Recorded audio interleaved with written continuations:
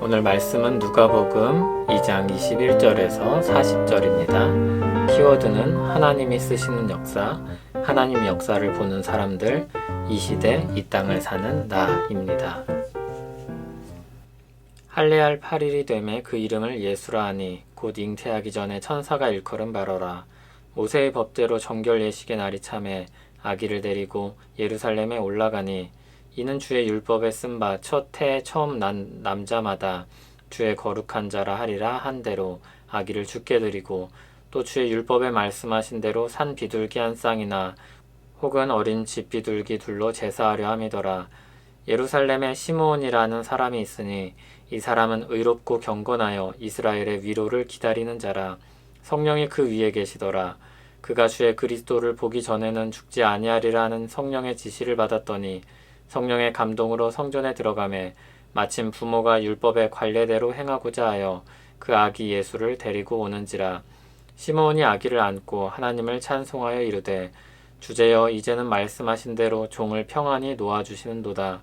내 눈이 주의 구원을 보았사오니 이는 만민 앞에 예비하신 것이요 이방을 비추는 빛이요 주의 백성 이스라엘의 영광이니이다 하니 그의 부모가 그에 대한 말들을 놀랍게 여기더라.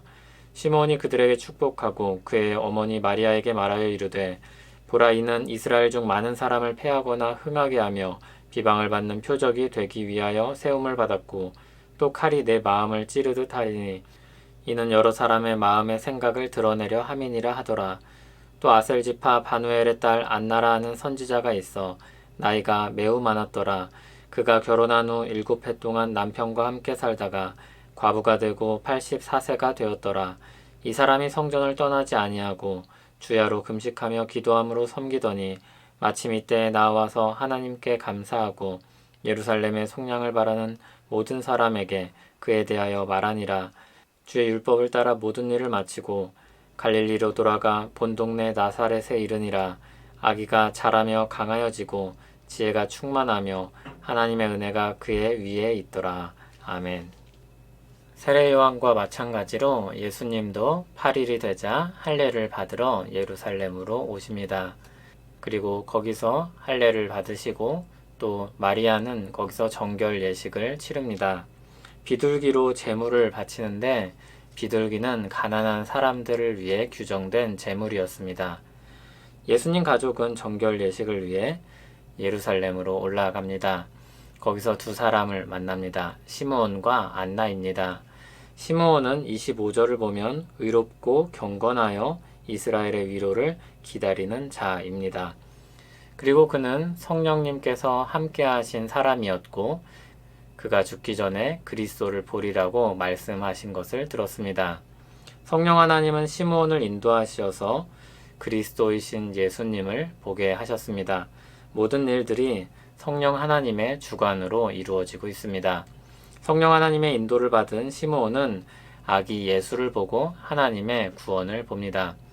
굉장히 놀라운 말씀입니다. 우리가 너무 잘 알고 믿고 이 말씀을 읽어서 감흥이 없을 수 있습니다.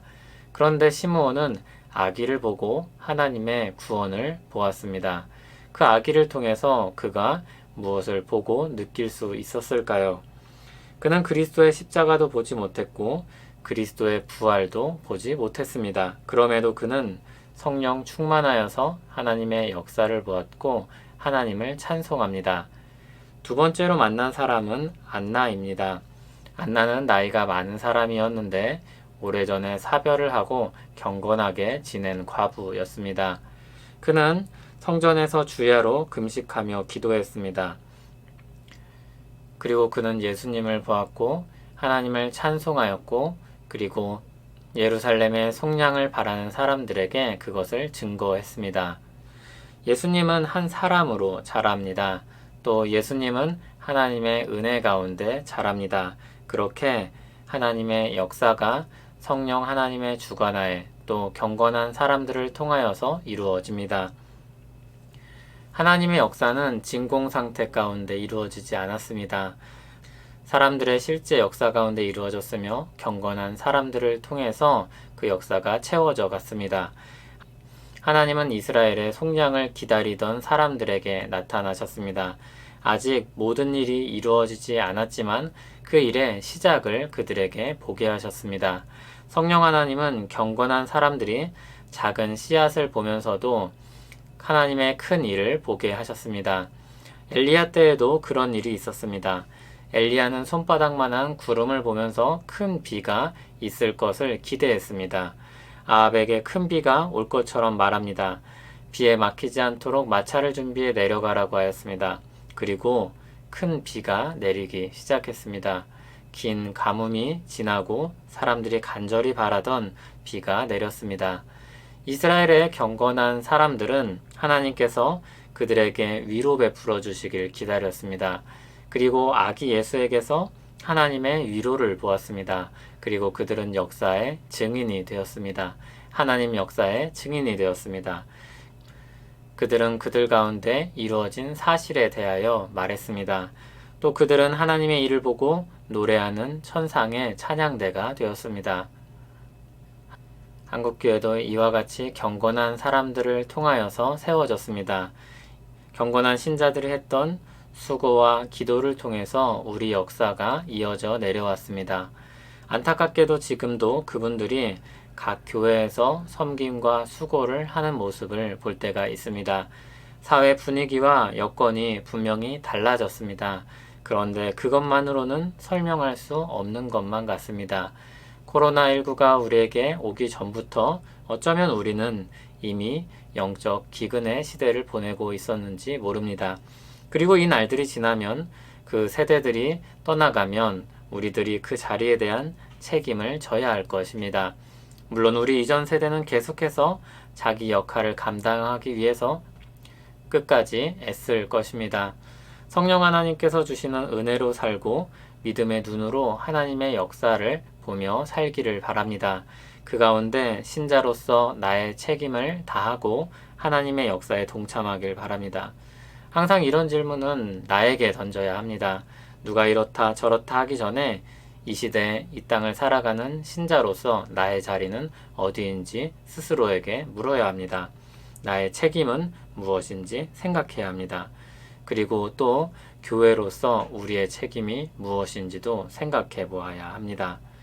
말씀을 따라서 예배하고 수고하며 기도하며 주님의 역사를 바라고 기다리는, 그리고 우리의 자리에서 책임을 지는 우리 되길 바랍니다. 하나님 아버지, 우리에게 은혜를 베풀어 주시고 믿음으로 살게 하시니 감사합니다. 성령 하나님의 인도하심을 따라 살며 하나님 역사에 동참하길 원합니다. 방관자 되지 않게 하시고 말만 그럴듯한 사람 되지 않게 하옵소서. 아는 만큼 수고하고 사랑하게 하옵소서. 예수님 이름으로 기도합니다. 아멘.